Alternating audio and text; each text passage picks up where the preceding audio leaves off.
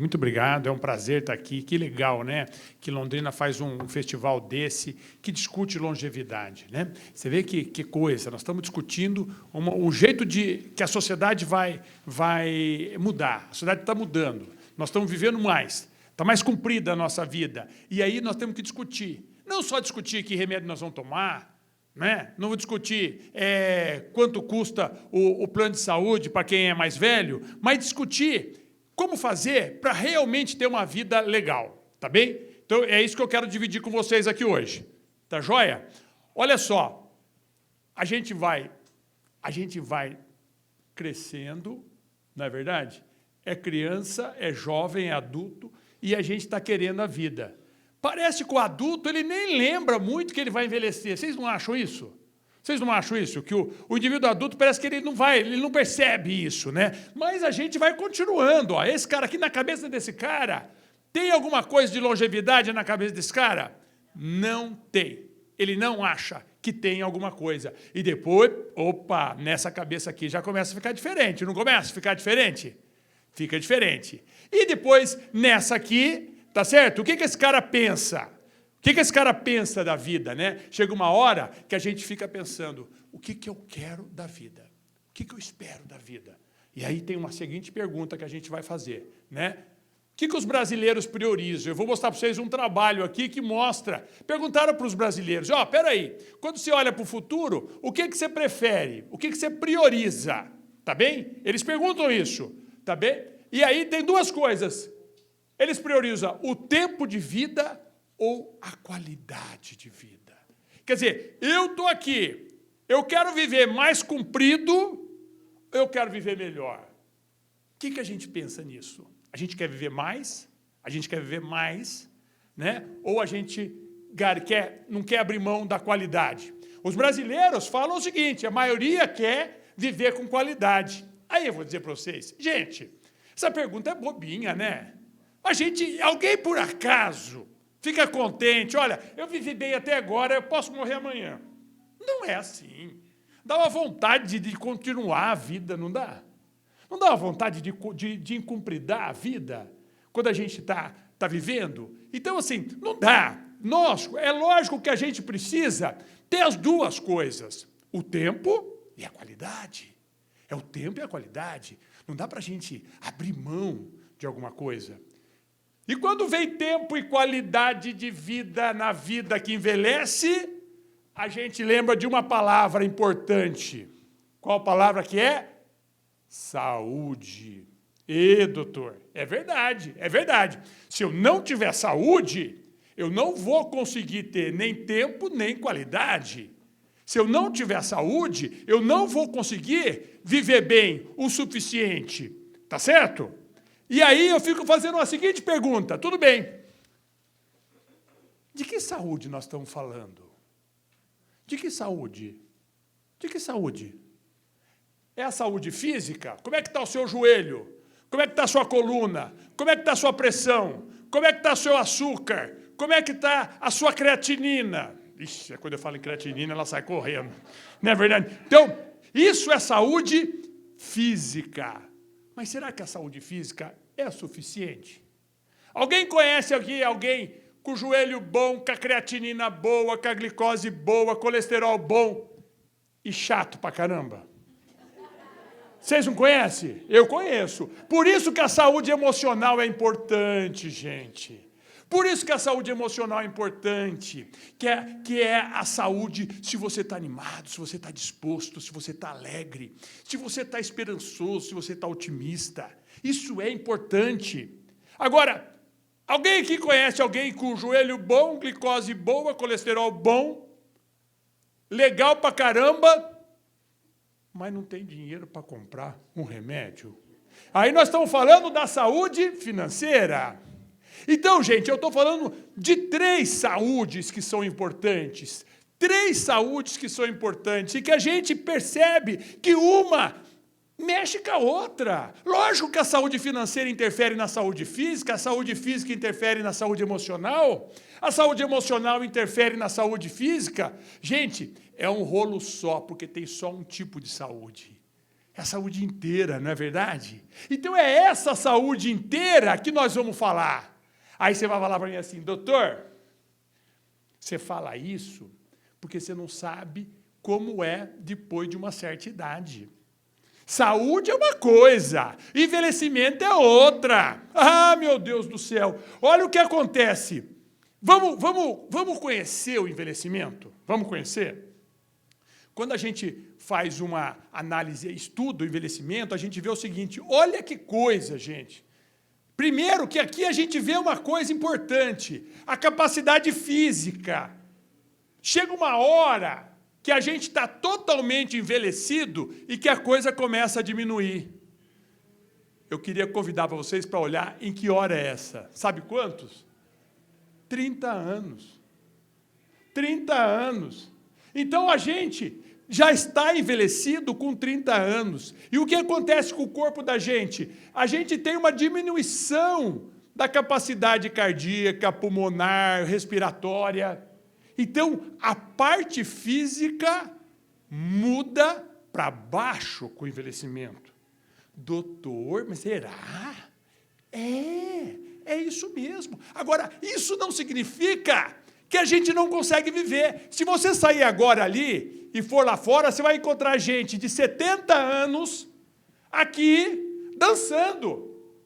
Você vai encontrar gente namorando. Você vai encontrar gente pensando. Isso é uma coisa importante. Então, por mais que a gente mude a carcaça com o envelhecimento, isso não deixa a gente na mão. Agora, será que Deus fez o envelhecimento só para atrapalhar a vida da gente? Será? Eu queria mostrar para vocês uma coisa muito importante. Quando eu olho esse mesmo envelhecimento, mas não pela parte física, não pelo coração, pela respiração, pelo rim, mas pela parte emocional, olha o que eu vejo. Olha que coisa bacana. Não é bacana isso, gente? Não é bacana isso? Olha, então você veja que esse mesmo envelhecimento que piora a carcaça, esse mesmo envelhecimento melhora o miolo. Não é bacana? Então você vê que eu estou aqui, nesse trajeto de envelhecimento, com o joelho ruim, com os peitos caídos, com a barriga diferente, com a pele enrugada, com o cabelo branco, só que, quando eu meço a saudade, eu estou melhor. Quando eu meço a capacidade de sentir alegria, eu vou melhorando. Quando eu meço a generosidade, eu vou melhorando. Não é bonito, gente? Não é à toa que a gente gosta mais dos nossos netos do que dos nossos filhos. Não é esquisito?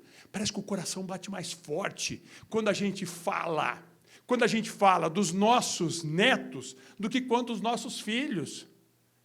Não é? É interessante isso, porque mostra que o envelhecimento, este envelhecimento, que a gente acha que só vem atrapalhar a vida da gente, ele diminui a capacidade física, piora a carcaça, só que ele melhora o miolo.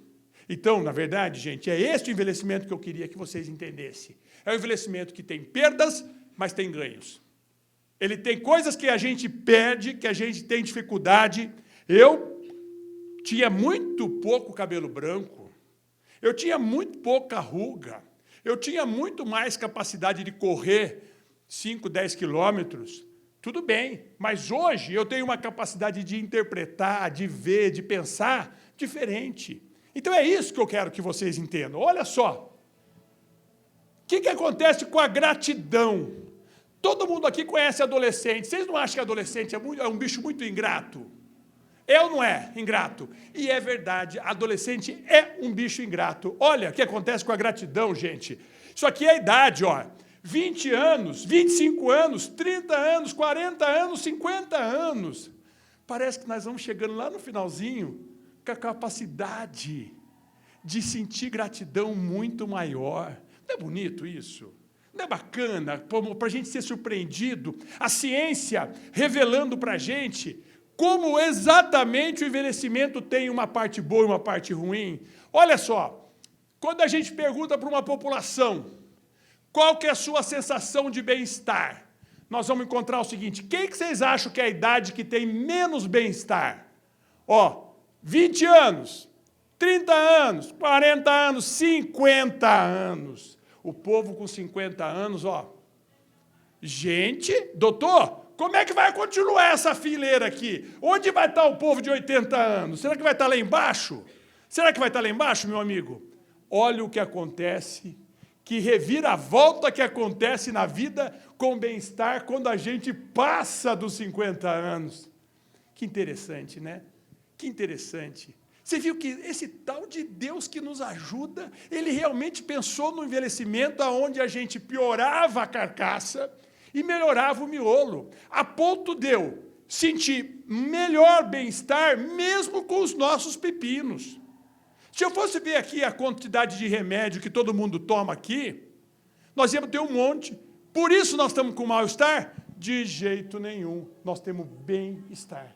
É bacana, não é? Não é bacana? Então vamos continuar. E qual vocês acham que é a idade pior para sentir mal-estar? Qual que vocês acham que é a pior idade que tem? Todo mundo fala, olha, doutor, esse negócio de melhor idade por velhice é besteira, viu? Porque não é coisa de melhor idade, não, é a pior idade. Bom mesmo é quando a gente está mais jovem. Não é bem assim. Vamos mostrar esse estudo aqui, ó. Este em vermelho é a satisfação com a vida. Olha que coisa. A satisfação com a vida, quando eu tenho 20, 26, 30, 40, 45, depois dos 50, a minha satisfação da vida melhora, gente. Sabe qual de cima? O azul? Do azul? A infelicidade. Então, com isso, o que a gente tem claramente aqui? Que tem um povo aqui que sofre muito mais. Quem é esse povo? É o famoso meia-idade, entre 40 e 50 anos. Olha que coisa interessante, que a gente está pensando que este grupo, que é o dono da cidade, que é o povo que se põe com o nariz para frente, é o que acha que não vai envelhecer, é o que acha que sabe tudo, é, na verdade, o povo que tem mais insegurança, mais ansiedade e pior bem-estar. Não é bacana? É bacana porque isso prepara a gente para a gente viver bem. Então, vamos começar. Posso começar agora, Fábio, falando, então? Até agora para dizer o seguinte, olha, nós estamos numa situação difícil, mas nem tanto. A gente olha para frente com expectativa, porque a gente viu aqui que tem coisa boa para fazer, só que vai fazer... Vocês lembram da saúde física? Vocês lembram da saúde psíquica? E vocês lembram da saúde financeira? Nós temos que cuidar dela, não temos? Então, vamos lá, tarefa de casa, abre o caderninho aí e decora. Qual que nós temos que fazer? Lógico que nós temos que comer bem. Eu preciso falar com um povo tão inteligente aqui, que quem come verdura, fruta, vive melhor do que quem come gordura. Preciso? Preciso. Eu preciso falar que quem come muito doce vive pior. Eu preciso falar que quem está muito gordinho vive pior. Não preciso, né? Eu preciso dizer que exercício físico faz bem? Preciso. Isso também faz parte. Muita gente aqui, doutor, eu quero envelhecer bem, eu quero ter meus netos, eu quero criar bem a minha vida, eu quero fazer tudo. O que você faz para isso? Nossa, doutor, eu economizo demais, já comprei uma chácara, eu já tenho uma chácara bonita, eu criei meus filhos com muito cuidado, todo mundo é formado, eu tenho uma família bonita, santa, eu rezo bastante. Tá bom. E você não faz exercício? Aí você vai ter um AVC, tá certo? Vai ter um AVC, vai ficar metade do corpo parado, tá certo? Tá certo? E quem que vai estar curtindo a sua chácara, hein? O genro. Todo esse esforço vai para o genro, gente. Não estou falando mal do genro, mas é muito, né? Não é verdade? Então, isso é uma coisa importante. Dormir bem faz bem, né? Nós vamos falar sobre isso, faz muito bem. Cuidar do coração, cuidar da pressão, cuidar do diabetes, cuidar do colesterol. Essas coisas a gente sabe. Metade de nós aqui, nós já estamos com pressão alta, gente. Metade tem pressão alta. 1/4 de nós aqui já temos uma glicose aumentada, colesterol aumentado. De cada 3 mulheres, uma vai quebrar o osso por causa da osteoporose. Então, isso aqui eu tenho que cuidar. Não adianta. Tudo bem. Aí o Fábio vai falar o seguinte, Olha, mas até aqui é só o biológico. Envelhecimento não depende só de biológico. Ele está certo? Certíssimo, porque o envelhecimento não depende só de biológico. Ó, nós temos que estudar, por isso que é bom estar aqui sentado. Sabe essa cadeira vazia aqui, ó? Sabe que essa senhora aqui não quis vir hoje?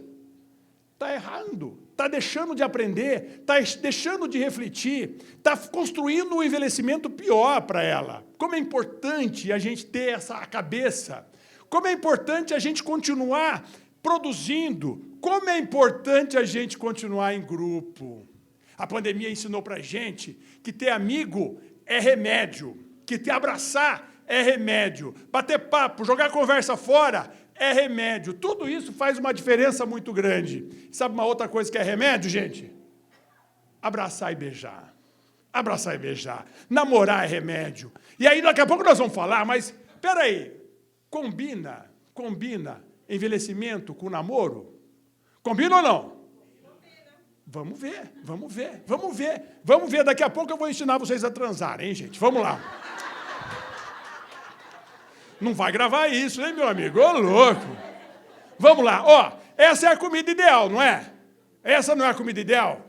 Não é? Vocês não acham que a gente devia, ó, frutas e verduras, vamos liberar mais, né? O carboidrato que a gente come demais, ele tem que ser no máximo 1/4, 25% do que a gente come. Vamos exagerar nas frutas e verduras. Não podemos esquecer das proteínas, gente. Quanto mais a gente envelhece, a gente precisa de proteína, precisa de tijolinho.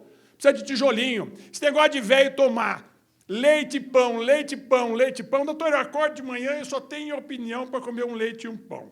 Tá bom. Na hora do almoço, sabe que muitas vezes eu prefiro ficar com um pãozinho e com leitinho.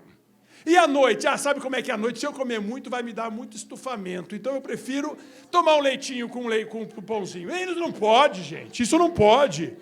E a gente precisa ter leite e precisa ter uma quantidade de gordura menor. Isso é uma coisa importante. Tudo bem? Vamos lá. Esse cara aqui vai viver bem, gente?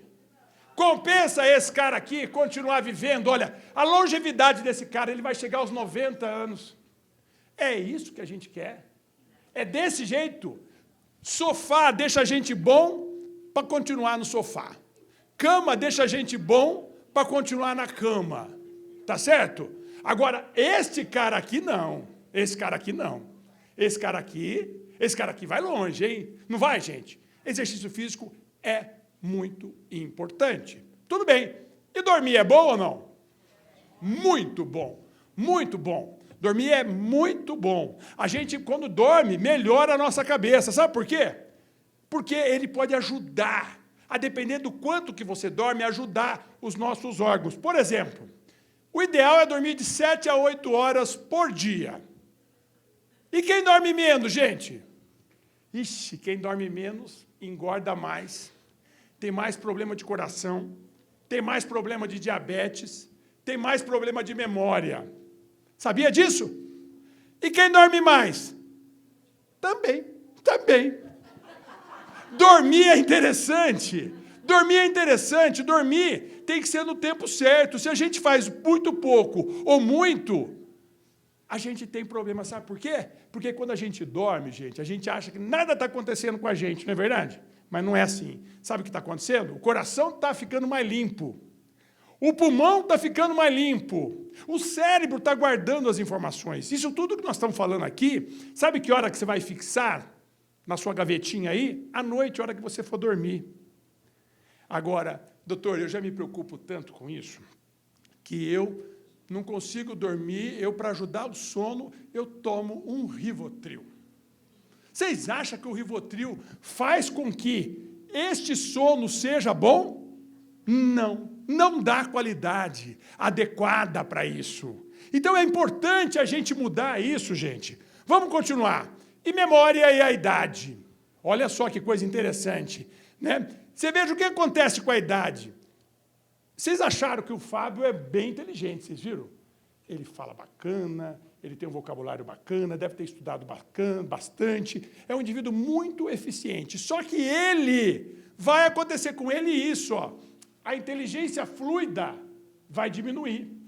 vai diminuir para todos nós, que é a inteligência de decorar coisas, de saber o nome, de decorar um nome de rua, decorar uma senha de banco. Isso é inteligência fluida. Diminui com a idade. A gente fica na mão? Não. Olha o que a natureza faz. Aumenta a inteligência cristalizada. É bacana isso, né? Por isso que quando a gente vê uma pessoa mais velha, aquela moça que vai se apresentar o namorado para a avó. Ô vó, eu vou apresentar o Marcelinho, meu namorado novo. E aí fala para a avó, olha, esse Marcelinho é filho de não sei de quem, ele faz não sei o quê, ele tem um carro assim assado, ele mora não sei em que cidade, fala um monte de coisa para a avó. Depois ela volta. A avó vai lembrar daquelas coisas que ela falou? Não. Mas só a avó vai dizer para ela, minha filha, esse Marcelinho não é bom, não. Você veja, a interpretação valorizada.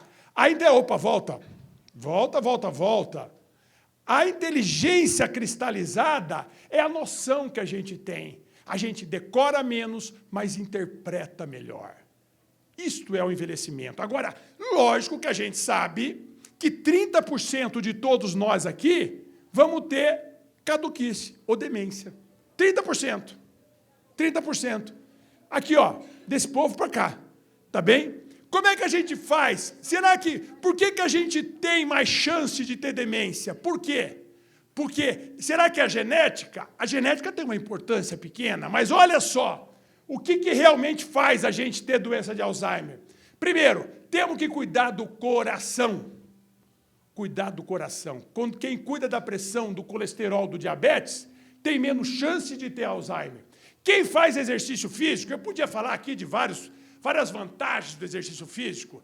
Deixa você mais magro, mais animado, com menos câncer, com menos problema de pulmão. Eu podia falar que o exercício abaixa o colesterol. Eu podia falar que o exercício deixa você menos ansioso. Mas eu vou dizer que o exercício deixa a gente com menos chance de ter Alzheimer. Sabe aquele povo que vai ter aqui Alzheimer? Se eles começarem a fazer exercício, eles vêm para o grupo que não vai ter Alzheimer. E sabe esse povo que não vai ter Alzheimer aqui? Se parar de fazer exercício, sabe o que vai acontecer? Vem para o povo que vai ter Alzheimer. É interessante isso, né? Então, olha só, mas não é só isso. A dieta saudável, desafiar o cérebro. Desafiar o cérebro é fundamental. Desafiar o cérebro, provocar o cérebro, tá bem? E ser ativo socialmente.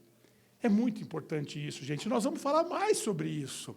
Você veja, depois de muitos anos estudando o envelhecimento, nós chegamos a algumas conclusões. Por exemplo, ó, quem mora numa cidade poluída vive menos? Vive menos. Quem trata errado a pressão alta vive menos? Vive bem menos. Quem é gordinho vive menos? Vive menos. E quem é preguiçoso vive menos? Vive menos ou não? Vive menos. Agora, e quem fuma, hein, gente? Gente, quem fuma já está lá. Vive bem menos. Quem fuma vai sofrendo muito. Agora, tem um caboclo aqui que vive menos ainda do que quem fuma. Quem será que é? Quem bebe? Não é bem isso. Ai, mas você só pensa nisso, mulher. Você acha que quem transa vive mais. Ai, meu Deus do céu. Vamos lá. Sabe quem é esse cara? Quase que se acertou. Pouco relacionamento social. Olha que coisa interessante, gente. A ciência está descobrindo que viver junto com as pessoas, mesmo que seja com um pouco de falsidade, é verdade. E viver junto com as pessoas faz uma baita diferença. Sabe por quê? Porque a solidão é um problema. Então, vocês vejam, né? Vai ter a palestra com o geriatra. ele vai falar de alguma coisa, como é que é? O desafio do bem envelhecer, não é isso, Fábio? O desafio do bem envelhecer. O desafio do bem envelhecer falou de ômega 3? Puxa, não falou até agora. Não falou de colágeno? Não falou. Não falou de hormônio? Não falou. Falou de vitamina? Não. Sabe qual a receita que o desafio do envelhecer bem falou até agora? Sabe qual a primeira receita? Ter amigos. Ter amigos. É interessante isso, né? É interessante como a ciência se debruça sobre essa realidade. Isso que a medicina demorou para reconhecer que era importante, a gente não tem mais dúvida de que é muito importante. Mas vamos lá. Como a gente gasta o nosso tempo? Essa é uma grande pesquisa americana. É uma... Você só pensa em transar e fofocar. Não. Fofocar ou transar? Tá bom, vamos lá. Olha só que pergunta interessante. Você já se perguntou como nós gastamos o nosso tempo da vida? Em que idade? Você já fez essa pergunta para você? Essa pergunta foi um grande estudo que eu queria mostrar para vocês. E olha que eles fizeram. Idade de 20 anos, 30 anos, 40 anos, 50 anos, 60 anos, 70 anos e 80 anos.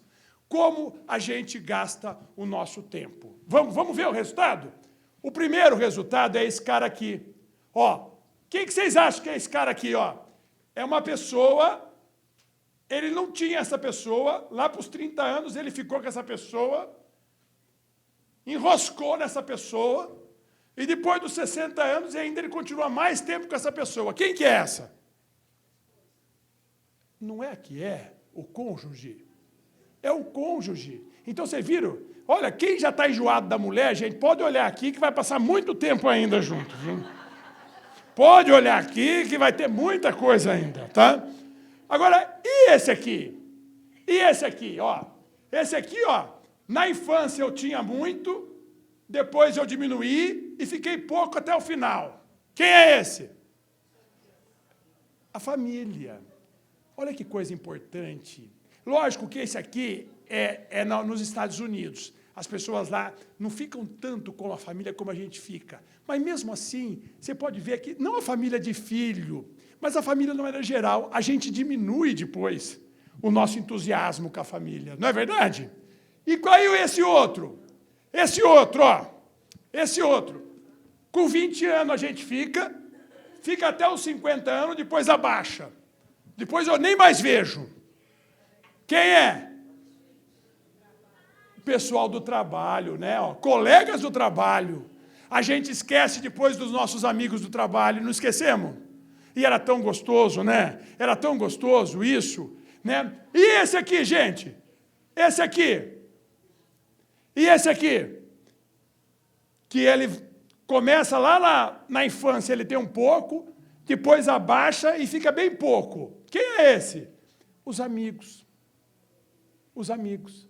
Você veja que a gente fica meio borocochô para amigo. Então, isso é o tempo que a gente gasta. Então, aqui, nós estamos falando o seguinte, até agora, quem foi o mais... Com quem a gente gasta mais tempo depois da velhice? Com a esposa, para quem tem, amigo bem pouco, colega de trabalho, mas nunca mais vi, e um pouco de família. Mas quem é o grande campeão? Olha quem é o grande campeão. Quem é a nossa maior companhia ao envelhecermos? Quem é essa, gente? Não vale falar o cachorro, hein? Quem é esse que foi? Quem foi? Quem foi? Olha que pena, sozinho. É isso que eu queria mostrar para vocês. As estatísticas mostram que a gente gasta, depois dos 60 anos, mais tempo sozinho. Sozinho, gente.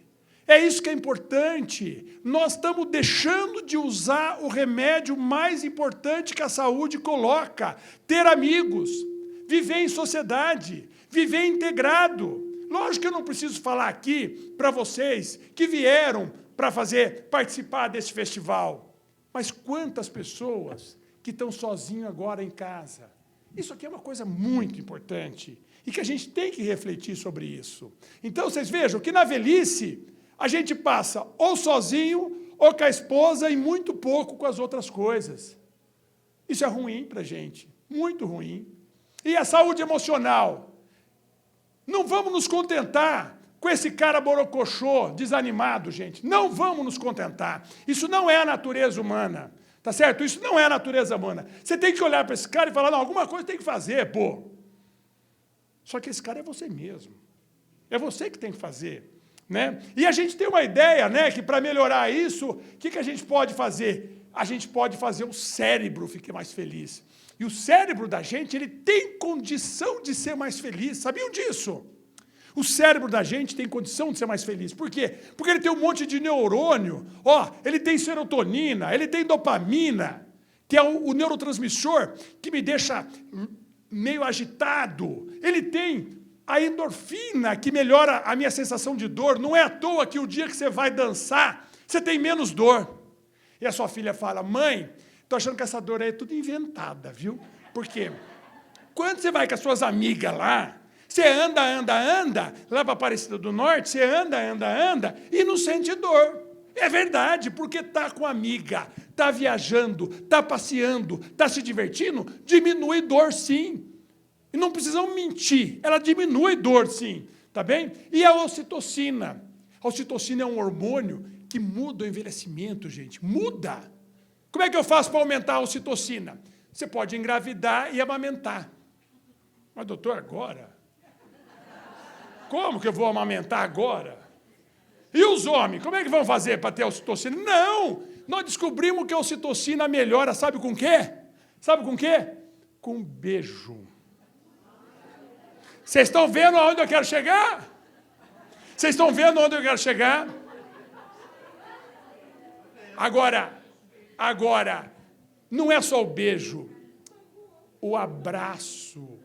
Olha, aí começamos a descobrir por que essa parte afetiva, faz diferença para a saúde. É bacana isso, né? Muito bem. Então, gente, para esse cara aqui, não aceita não. Ele viu que ele tem um cérebro bom. Agora, você vê, o que a gente acha que melhora desânimo? A gente acha que só melhora de ânimo quando viaja para a praia. É verdade isso? É bem pouco. Anima naquele dia. O lazer anima naquele dia, né? Mas ele não se mantém. Nós temos que buscar coisas agradáveis de serem feitas sempre. Isso é importante. Isso é muito importante. E, sabe qual é a vantagem de ser mais feliz? Porque quando a gente consegue ser mais feliz, a gente vive mais. Olha que interessante, Esse grupo aqui, acompanhou mulheres de 22 anos. Nós acompanhamos essas mulheres até os 95. E vamos ver o seguinte, esse grupo vermelho morreu mais cedo. E esse grupo azul morreu mais tarde. Sabe qual é a diferença das duas? Esse grupo vermelho eram menos felizes. E o azul eram os mais felizes. Que interessante, felicidade aumenta a vida da gente. Mas não é só a felicidade que aumenta a vida da gente. Tem uma outra coisa aqui que aumenta a vida da gente. Olha só, nós começamos a estudar 40 a 65 anos das pessoas e vamos acompanhando por 20 anos para saber quem vai morrer antes. Tem um grupo aqui, que vai morrer mais cedo e um grupo que vai morrer mais tarde. Sabe quem que morreu mais tarde? Olha, com a mesma doença, com o mesmo remédio, com o mesmo salário, as pessoas que frequentavam a igreja. Olha que coisa interessante, que coisa interessante. E aí a gente chega à conclusão de que a religiosidade, a espiritualidade, seja qual for, impacta na nossa capacidade de viver mais e viver melhor. Então vocês vejam que nós não estamos mais falando só de alface, de controlar o sal, de controlar a pressão. Nós estamos falando de ter amigos, nós estamos falando de ter espiritualidade, nós estamos falando de ter religiosidade. Nós vamos falar de outras coisas. Por exemplo, quem tem gratidão vive mais. Quem tem generosidade vive mais. Quem tem a capacidade de perdoar faz a gente viver melhor. Olha que coisa interessante, a capacidade de perdoar. E uma outra coisa, o otimismo, são as virtudes psíquicas. Vocês vejam quando a gente olha para o Fábio e vê ele sorrindo, alegre, contente, é esse o padrão de gente que vive mais. É esse o padrão de gente que vive mais. A generosidade faz a gente viver mais. A gente acha que a gente é generoso para o indivíduo só para ajudá-lo. Não, a gente consegue se ajudar, tá bem? Aí, a situação, a saúde financeira. E eu quero discutir a saúde financeira, é o seguinte, peraí, depende do tanto que você está apaixonado. Será que o dinheiro na sua vida só está gerando um apego demais aos bens materiais?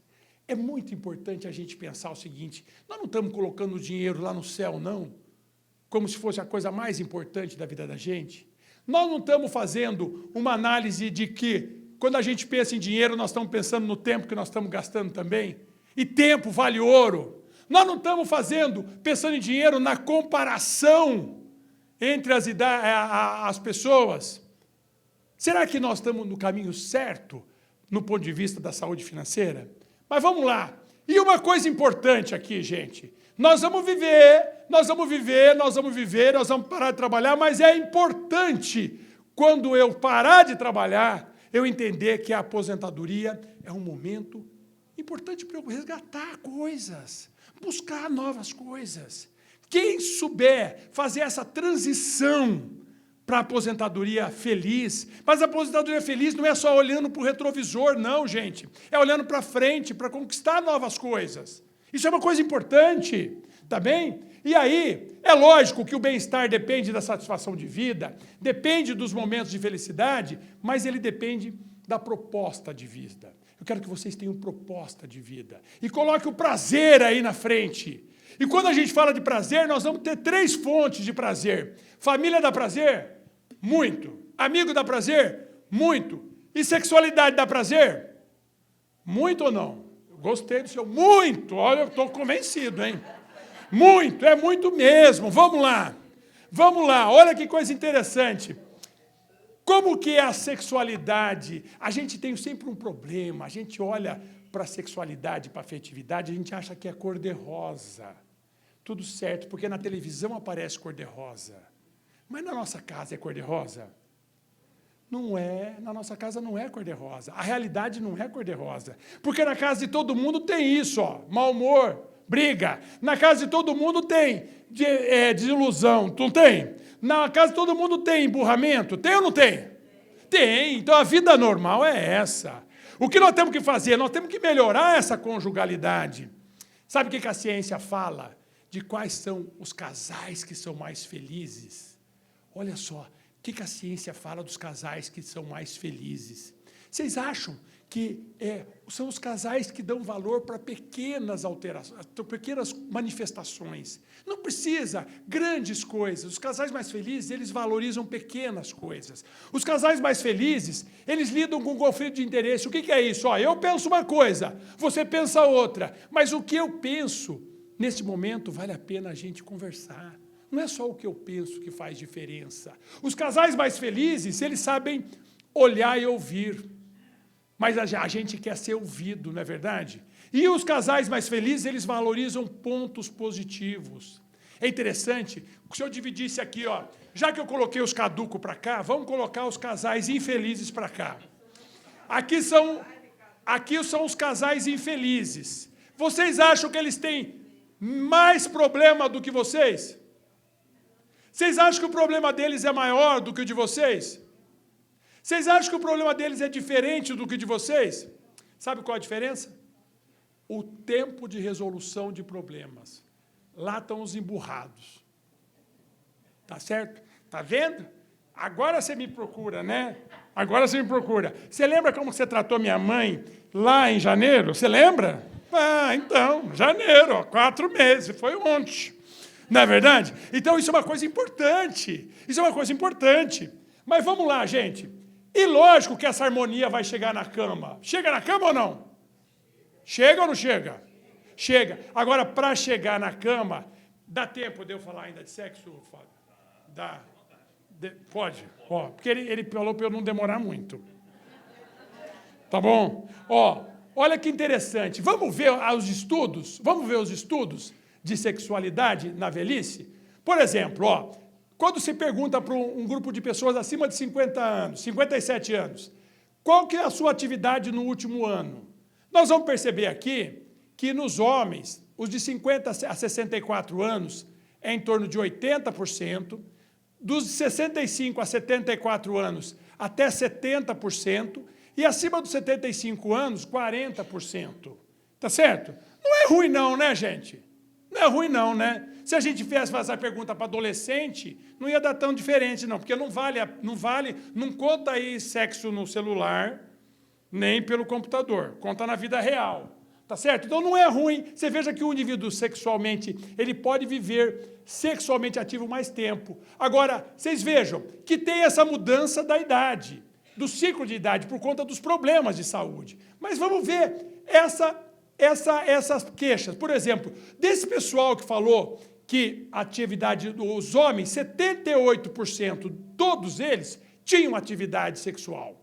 E das mulheres, 54%. Tá bom? Aí a gente pergunta o seguinte, o que aconteceu com o seu desejo sexual nos últimos anos? No último ano, tá bem? Quando a gente fala para os homens, né, para as mulheres, 33% diminuiu o desejo e para os homens, 32% diminuiu. Quer dizer, 1 em cada 3 homens ficou com menos desejo, 1 em cada 3 mulheres ficou com menos desejo. Tudo igual, não é verdade?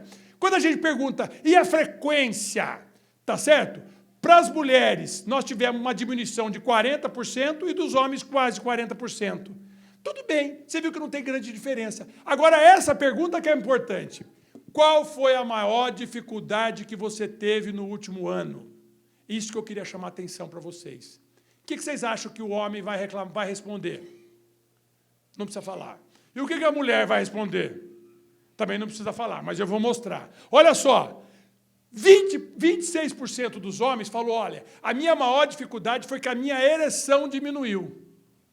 Mal ele sabe que a ereção diminui mesmo, mas isso não muda. Ele pode continuar feliz sexualmente. E a mulher, sabe qual foi a maior dificuldade da mulher? Não, ela percebeu que ela está com medo de não ser desejada, porque ela ficou mais velha. Olha que bobeira, gente. Não é uma bobeira isso? Então, vocês vejam que o que eu quero mostrar para vocês é isso, que a gente pode mudar. O que a mulher deseja do homem não é uma grande performance, não é isso que a mulher que ela deseja. A mulher, a sexualidade da velhice, ela pode ser representada pela atividade sexual, mas ela também pode ser representada por carícias e beijos. Olha que coisa interessante. A penetração é um tipo de atividade sexual. Só que quando a gente vai envelhecer... Não é o envelhecimento que piora o miolo. Piora a carcaça e melhora o miolo. Então a gente namora com o miolo, gente, também. A carcaça fica pior, mas a gente namora com o miolo. Isso é uma coisa importante. E por que tem essa grande diferença aqui, nesse primeiro grupo para o segundo grupo? Sabe qual que é a diferença? Sabe qual que é a grande diferença? Esse grupo aqui é o grupo que tem parceiros. Então, vocês vejam como a conjugalidade é importante, como o relacionamento com as pessoas é importante. Tudo isso é muito importante para a sexualidade, tá bem? Isso vocês vejam que mesmo em outras idades a gente tem isso. E lembrando que a sexualidade não é só a penetração, a masturbação também é importante. Você veja, você imagina que das mulheres de 70 anos ou mais, não estou falando de vocês aqui, estou falando das mulheres lá. Você é mulher lá. Mulher lá. 1/3 tem atividade de masturbação. Olha que coisa interessante. Que é normal, né? É uma coisa que é favorável para o envelhecimento, né? Não é bom? Mas vamos lá. Agora, sexo exige tempo, né, gente? Lógico. Quando a gente vê a estatística, 55% dos brasileiros, 55%, gasta menos que 15 minutos na preliminar. Sabe o que é preliminar, gente? Aquela conversinha furada, sabe? Encosta ali, aí, e gasta muito pouco tempo. E 17% dedica só 17% dedica mais do que 30 minutos. Gente, não pode. Se tem uma coisa que aposentado tem sobrando, é tempo, não é verdade? Então a gente não pode deixar de investir nesse tempo. Não pode. Tá bem? E aí, vamos entender o que acontece com o corpo diferente. Você veja que o sexo ele começa, desejo, eu tenho vontade. Ereção, a excitação, No homem é a ereção, na mulher é a lubrificação, o orgasmo e aquele período que nada acontece, tá certo? Tá certo? O que acontece com o homem? Né? O homem, gente, mulheres, entendam bem, os homens mais velhos precisam de estímulo direto. Não adianta ficar com uma lingerie nova na frente dele. Tem que encostar. Sabia? Porque o homem precisa do estímulo direto. É diferente do homem mais jovem. Sabiam disso? Tá bem? A mulher, ela demora um pouco mais para ter estímulo, mas ela consegue ter estímulo. A ereção, vocês lembram que os homens tinham medo de perder a ereção, mas é normal a diminuição da ereção depois de uma certa idade. Só que a gente sabe hoje que a sexualidade de um casal que se conhece bem pode ter carícias, pode ter carinho. Isso também é sexualidade. E a mulher, ela tem baixa lubrificação, que tem como a gente resolver isso. O orgasmo do homem diminui o volume da ejaculação com a idade, a mulher depende muito da musculatura. E aqui ó, é a diferença. O período de nada acontece. Para o homem mais velho, ele vai ficar mais tempo entre uma relação e a outra. Quando a gente tem 20 anos, tem uma relação, depois de 15, 20 minutos pode ter outra. Quando tem 40 anos, tem uma relação, depois de 5 horas pode ter outra. Quando a gente tem 70 anos, tem uma relação, depois de 8 dias pode ter outra. Não tem problema, não tem problema, o importante é a qualidade, tá certo? Então, gente, vamos acabar? Posso acabar? O último trabalho que eu vou mostrar para vocês é a Universidade de Harvard, é um trabalho bem bacana, que acompanhou por 80 anos as pessoas para saber quem chegava ao cemitério em pé, quem chegava bem ao cemitério. E aí chegaram a 7 fatores que faz diferença. Veja se vocês concordam. O primeiro, saber perdoar. As pessoas que sabiam perdoar chegavam melhor na velhice. Pensa num velhinho que você acha sacudido, bom e que se admira. Você vai encontrar esses 7 fatores. Saber perdoar. Sabe qual é o segundo? Ser generoso. A generosidade faz diferença para a vida da gente. Sabe qual é o terceiro? Ter gratidão.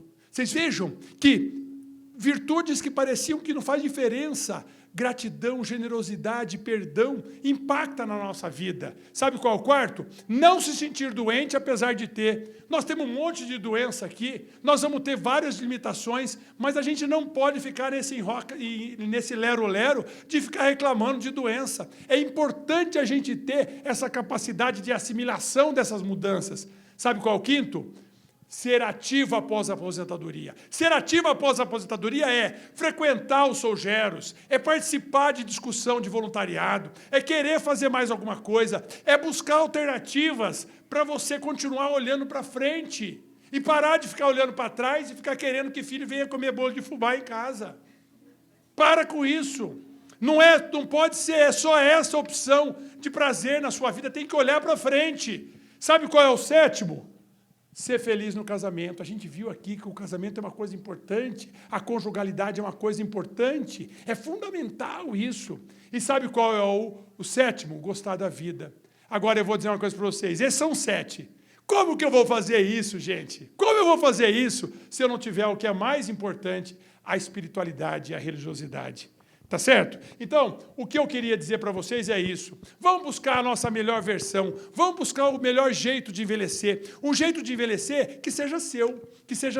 E que é um jeito de envelhecer que é você quem define, é você quem faz isso. E para isso, evidentemente, nós vimos tudo aqui que a gente tem que ser ativo. Além de ser ativo fisicamente, tem que ser ativo mentalmente, mas tem que ser ativo também socialmente, mas tem que ser ativo afetivamente e, por fim, ativo espiritualmente. Obrigado, hein, gente? Valeu.